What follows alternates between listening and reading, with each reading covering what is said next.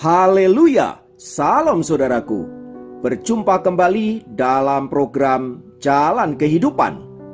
Masih dalam segmen Sapa Jemaat di Rumah, kita akan bersaat teduh bersama-sama agar sepanjang hari yang akan kita lalui hari ini sungguh menjadi hari yang menyenangkan dan diberkati oleh Tuhan. Mari kita berdoa. Bapa, kami rindu lawatan-Mu melawat kami.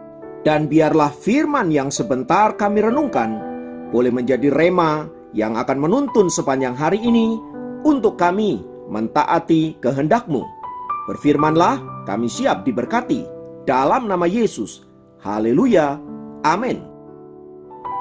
Firman Tuhan kali ini terambil dari Mazmur 41 ayat 1 sampai 4. Mazmur 41 ayat 1 sampai 4 berkata, untuk pemimpin biduan Mazmur Daud, berbahagialah orang yang memperhatikan orang lemah. Tuhan akan meluputkan dia pada waktu celaka. Tuhan akan melindungi dia dan memelihara nyawanya, sehingga ia disebut berbahagia di bumi. Engkau takkan membiarkan dia dipermainkan musuhnya. Tuhan membantu dia di ranjangnya waktu sakit. Di tempat tidurnya kau pulihkannya sama sekali dari sakitnya. Saudaraku, jika ditanyakan mengapa sih orang Kristen harus berbuat baik, apa sih manfaatnya? Pertama-tama yang harus kita ingat adalah bahwa berbuat baik itu merupakan bentuk ekspresi kasih kita kepada Tuhan yang kita tujukan kepada sesama. Karena itu, apabila kita berbuat baik, harus dibarengi dengan motivasi yang benar, karena kita mau mengasihi Allah dan mengasihi sesama sebagai rasa syukur kita, karena kita telah diselamatkan dari dosa-dosa oleh darah Kristus yang mahal. Yang kedua, yang perlu kita ingat adalah bahwa berbuat baik itu manfaatnya adalah untuk diri kita sendiri. Manfaat yang pertama sesuai yang dicatat oleh Alkitab yang tadi kita baca, di sana dikatakan Tuhan akan melindungi dia dan memelihara nyawanya. Dengan kata lain, Tuhan memproteksi orang-orang yang senantiasa berbuat baik di dalam hidupnya. Karena itulah orang yang senantiasa berbuat baik disebut oleh Alkitab sebagai orang yang berbahagia di bumi. Manfaat yang kedua adalah bahwa Tuhan tak akan membiarkan dia dipermain-mainkan oleh musuhnya. Ini juga berbicara tentang proteksi dan perlindungan Tuhan kepada orang-orang yang berbuat baik, terutama dari orang-orang jahat yang hendak menyakiti dirinya dan hendak melakukan tipu daya serta merugikan dirinya. Manfaat yang ketiga, di sana dikatakan di ayat yang keempat, Tuhan akan membantu dia pada waktu ia mengalami sakit penyakit. Ayat ini ingin mengatakan bahwa kalaupun orang-orang baik itu sakit, Tuhan akan tetap menolong dia. Bahkan kesembuhan akan menjadi miliknya dia.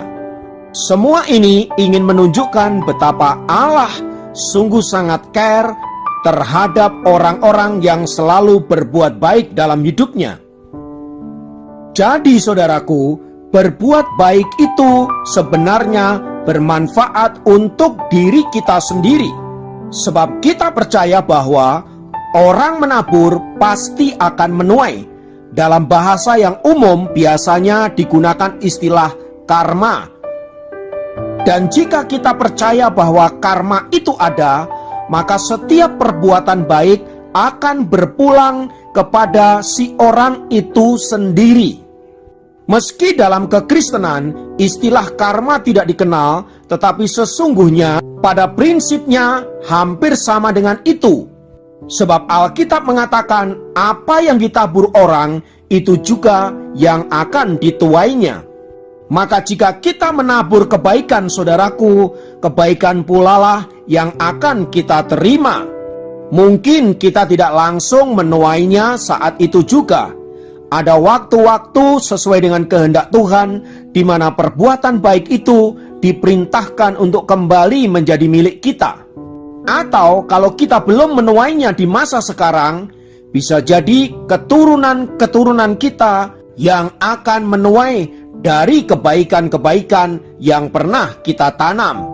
Berdasarkan hal itu, saudaraku, mari kita tidak jemu-jemu untuk berbuat baik, sesuai yang diperintahkan di dalam Galatia pasal yang ke-6 ayat yang ke-9. Di sana dikatakan, janganlah kita jemu-jemu berbuat baik, karena apabila sudah datang waktunya, kita akan menuai jika kita tidak menjadi lemah. Itu artinya semua perbuatan baik yang kita kerjakan karena kita mengasihi Allah dan sesama akan berpulang kepada diri kita sendiri. Oleh sebab itu, saudaraku, melalui kebenaran firman Tuhan yang singkat ini, mari saya mengajak kita untuk senantiasa melakukan kebajikan demi kebajikan, agar olehnya hidup kita dipenuhi dengan kebahagiaan, dipenuhi dengan damai sejahtera, karena Allah matanya tertuju kepada orang-orang yang berbuat baik, orang-orang yang mengasihi Dia dengan tulus, dan Ia akan mencurahkan berkat-berkat-Nya di dalam hidup kita. Tuhan memberkati. Mari kita berdoa. Kami naikkan pujian dan syukur untuk anugerah-Mu Bapa, untuk karya-Mu dalam hidup kami, dan untuk semua kebaikan-kebaikan-Mu yang sudah kami rasakan. Oleh sebab itu kami rindu juga untuk membagi hidup kami kepada orang lain, dan biarlah melaluinya nama-Mu dimuliakan, dan kami boleh melihat kebaikan-kebaikan itu menjadi bagian kami di dalam hidup kami. Terpujilah nama-Mu kekal selama-lamanya. Dalam nama Yesus kami berdoa. Haleluya.